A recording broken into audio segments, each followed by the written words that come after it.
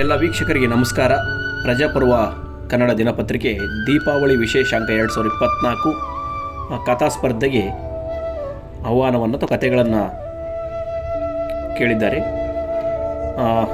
ಇತ್ತೀಚಿನ ದಿನಗಳಲ್ಲಿ ಸಾಹಿತ್ಯ ಓದುಗರ ಸಂಖ್ಯೆ ಕಡಿಮೆಯಾಗಿದೆ ಎಂಬ ವಾತಾವರಣ ಪ್ರಸಾರವಾಗ್ತಿದೆ ಮತ್ತು ಈ ತಂತ್ರಜ್ಞಾನದಿಂದ ಓದುಗರ ಸಂಖ್ಯೆ ಕಡಿಮೆ ಆಗ್ತಿದೆ ಅಂತ ನಾವು ಹೇಳ್ತಿದ್ವಿ.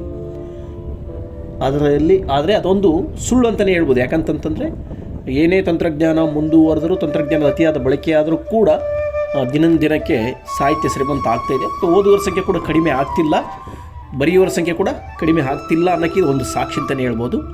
ಈ ಪ್ರಜಾಪರ್ವ ಕನ್ನಡ ದಿನಪತ್ರಿಕೆ ಇಂತಹ ಕಥೆಗಾರನ ಗುರುಸೋಗೋಸ್ಕರ ಕಥಾ ಸ್ಪರ್ಧೆಯನ್ನು ಏರ್ಪಡಿಸಿದೆ. ಆಯ್ಕೆಯಾದಂಥ ಕಥೆಗಳಿಗೆ ಪ್ರಥಮ ಮತ್ತು ದ್ವಿತೀಯ, ತೃತೀಯ ಎಂಬ ಬಹುಮಾನವನ್ನು ಆಯ್ಕೆ ಮಾಡಿ ಗೌರವಧನ ಕೊಡುವುದಾಗಿ ಅವರಲ್ಲಿ ಹೇಳಿದ್ದಾರೆ. ವಿಶೇಷ ಸೂಚನೆ: ಬರಹ ನಿಮ್ಮದು ಸ್ವಂತ ಆಗಿರಬೇಕು. ಬೇರೆಯವರಿಂದ ಯಾವುದೇ ರೀತಿಯ ಕದ್ದ ಕಥೆಗಳನ್ನು ನೀವು ಬರೆಯುವ ಹಾಗಿಲ್ಲ. ಬರವಣಿಗೆಗಳು, ಸೂಕ್ತ ಚಿತ್ರ ಮತ್ತು ಲೇಖಕರ ಭಾವಚಿತ್ರ, ಮೊಬೈಲ್ ಸಂಖ್ಯೆ, ಅಂಚೆ ವಿಳಾಸವನ್ನು ಕಡ್ಡಾಯವಾಗಿ ನೀವು ಸಲ್ಲಿಸಬೇಕಾಗುತ್ತೆ. ಕಥೆಯನ್ನು ಕಳಿಸುವಂತಹ ಕೊನೆಯ ದಿನಾಂಕ ಅಕ್ಟೋಬರ್ 5ನೇ ತಾರೀಕು ಆಗಿರುತ್ತೆ. ಆಸಕ್ತರು ಅಂದರೆ ನುಡಿಯಲ್ಲಿ ಅಥವಾ ಯುನಿಕೋಡಲ್ಲಿ ನೀವು ಟೈಪ್ ಮಾಡಿ ಮೇಲ್ ಮಾಡಬೇಕಾಗಿ ಅವರು ಹೇಳಿದ್ದಾರೆ. ಇಮೇಲ್ ಐ ಡಿಯನ್ನು ನಾವು ನಮ್ಮ ಚಾನಲ್ ಡಿಸ್ಕ್ರಿಪ್ಷನ್ ಬಾಕ್ಸಲ್ಲಿ ಹಾಕಿರ್ತೀವಿ. ನೀವು ಆ ಇಮೇಲ್ ಐ ಡಿಯನ್ನು ಬಳಸಿ ನೀವು ಮೇಲನ್ನು ಮಾಡಬಹುದು. ಈ ಸ್ಪರ್ಧೆಯ ಕುರಿತು ಯಾವುದೇ ಗೊಂದಲ ಅಥವಾ ಮಾಹಿತಿಗಳಿದ್ದಲ್ಲಿ ಇಲ್ಲಿ ಹೆಚ್ಚುವರಿ ಮಾಹಿತಿಗಾಗಿ 3 ಮೊಬೈಲ್ ಸಂಖ್ಯೆಯನ್ನು ಕೊಟ್ಟಿದ್ದಾರೆ. ನೀವು ಆ ಮೊಬೈಲ್ ಸಂಖ್ಯೆಯನ್ನು ಸಂಪರ್ಕ ಮಾಡಿ ಹೆಚ್ಚುವರಿ ಮಾಹಿತಿಯನ್ನು ಕೂಡ ನೀವು ಪಡೆಯಬಹುದು.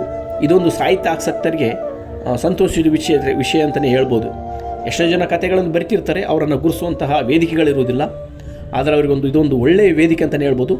ಯಾರೆಲ್ಲ ಕಥೆಗಳನ್ನು ಬರೆದು ಮುಚ್ಚಿಟ್ಟಿದ್ದಾರೆಲ್ಲ ಇವಾಗ ಹೊರಗಡೆ ನಿಮ್ಮ ಕಥೆಗಳನ್ನು ಅಥವಾ ಪ್ರತಿಭೆಗಳು ಹೊರತರೋಕೆ ಇದೊಂದು ಅವಕಾಶ ಅಂತಲೇ ಹೇಳ್ಬೋದು. ಆಸಕ್ತರು ಕಥೆಗಳನ್ನು ಕಳಿಸಿ.